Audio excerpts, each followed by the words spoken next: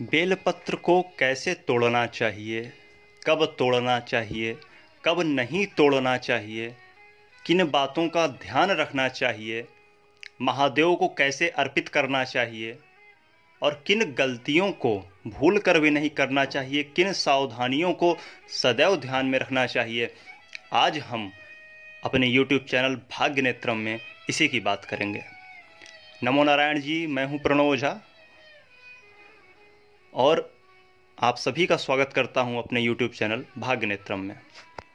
तो सबसे पहले बात करते हैं बंधुओं कि बेलपत्र को कब तोड़ना चाहिए, उसके तोड़ने की विधि क्या है। क्या ऐसे ही कोई सामान्य सा पेड़ है और गए और हम उसको तोड़ के उखाड़ के चले आए? नहीं, ऐसा नहीं है। बड़ा ही दिव्य वृक्ष है बेल का और उसका बड़ा ही दिव्य फल होता है, उसका अलग महत्व है। इसकी टहनियों का, इसके पत्तों का, इसके जड़ों का बहुत ही ज़्यादा धार्मीय और औषधीय महत्व है। तो सबसे पहले हमें इस दिव्य वृक्ष को नमन करना चाहिए, मानसिक रूप से प्रणाम करना चाहिए। क्यों? क्योंकि ये हमें हमारे भोले को प्रसन्न करने का अवसर दे रहा है। आप तो जानते हो कि महादेव को बिल्व पत्र कितना प्रिय है। सबसे सरल देव यही हैं। कहते हैं कुछ ना हो, एक लोटा पानी, थोड़ा गंगा जल हो और बेल पत्र हो, मतलब बिल्व पत्र हो। इसको चढ़ा दो, भोले रीझ जाते हैं, भोले मान जाते हैं और वरदान देते हैं, हमारी मनोकामनाओं की पूर्ति करते हैं। तो ये जो सावन मास चल रहा है, इसके अलावा भी अन्य तिथियां हैं, जैसे त्रयोदशी पड़ती है या प्रदोष है या शिवरात्रि है। हम अभिषेक कर रहे हैं या शिव का पूजन कर रहे हैं, दैनिक दिनचर्या में भी हमें उसे कैसे तोड़ना है। सबसे पहले बात ध्यान रखनी, हमें वृक्ष को नमन करना है मानसिक रूप से। दूसरी बात ध्यान में रखनी है कि चतुर्थी, अष्टमी, नवमी, चतुर्दशी, अमावस्या, इन तिथियों को बेलपत्र नहीं तोड़ना है। संक्रांति के समय, संक्रांति मतलब जैसे सूर्य है मेष राशि से वृषभ राशि में जा रहा है, कर्क से सिंह में जा रहा है या धनु से मकर में जा रहा है। मकर संक्रांति आपने सुना होगा ना, मकर संक्रांति। तो उसमें यही होता है कि सूर्य धनु से मकर में जाता रहता है। तो ये अक्सर जो है महीने की 14, 15, 16 और 17 तारीख के बीच में संक्रांतियां पड़ती हैं। तो इसका आपको ध्यान रखना है। इसके साथ ही हमें सोमवार को गलती से भी बिल्वपत्र नहीं तोड़ना है।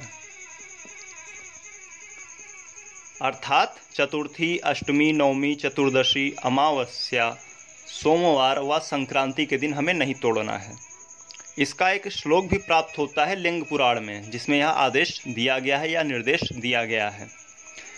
लिखा है अमारिक्तासु संक्रांत्याम अष्टम्याम इंदुवासरे, अर्थात रिक्ता तिथियों को, रिक्ता तिथि बोल तो चतुर्थी, नवमी, चतुर्दशी और संक्रांति को सोमवार को। बिल्वपत्रम न चा छिंद्या आछिंद्याचे नरकम व्रजेत। दूसरी बात हमें यहाँ ध्यान में रखना है कि सिर्फ पत्ती ही तोड़ना होता है। बहुत से लोग जाते हैं तो टहनी पूरी उखाड़ लाए,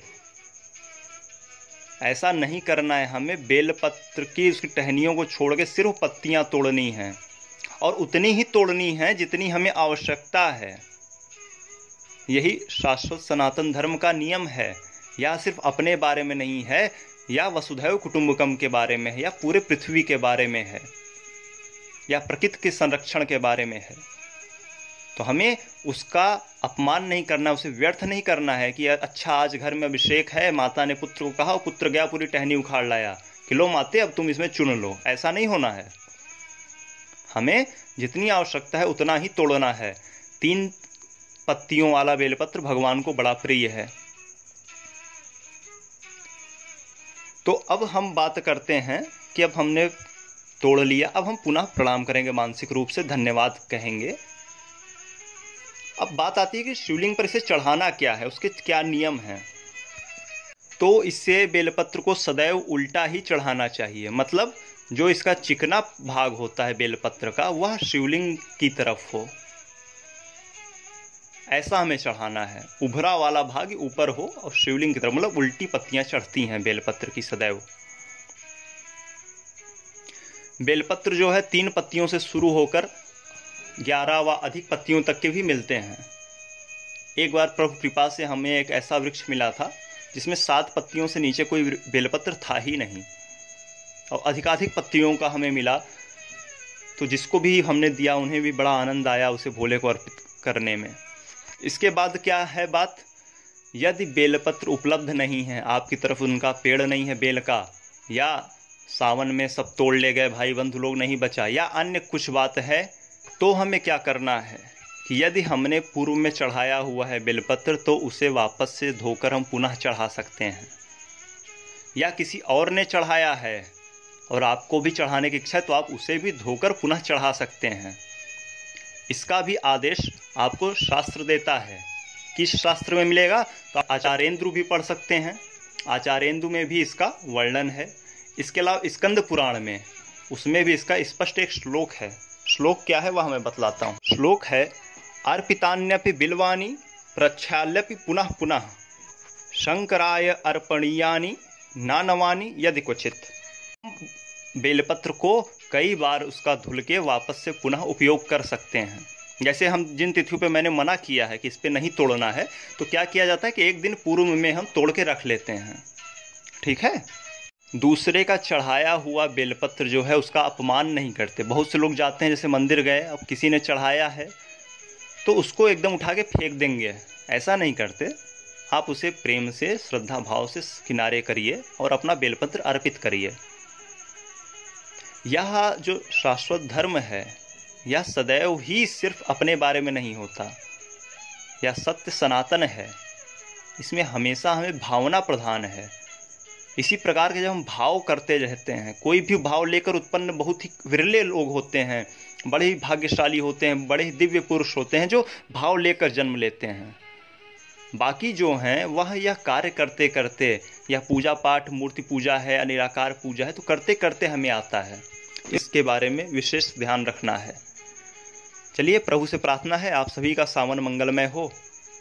प्रभु अपनी कृपा दृष्टि आप सभी पर बनाए रखें। और यदि आपने अभी तक हमारा चैनल सब्सक्राइब नहीं किया है तो कृपया अवश्य सब्सक्राइब करें, बेल आइकन पर क्लिक करें, हमारे वीडियोस को अधिक से अधिक लोगों तक पहुंचाएं, क्योंकि यह एक धर्म पथ है। सनातन मार्ग पर हम चल पड़े हैं आपको भी लेकर। हर हर महादेव होगा, घर घर महादेव होंगे, ऐसा प्रयास करना है हमें। तो खोज कीजिए, अनुभव कीजिए और आनंद को प्राप्त हो जाइए। लाइक कीजिए, शेयर कीजिए और सब्सक्राइब करके जुड़ जाइए। श्री राधे।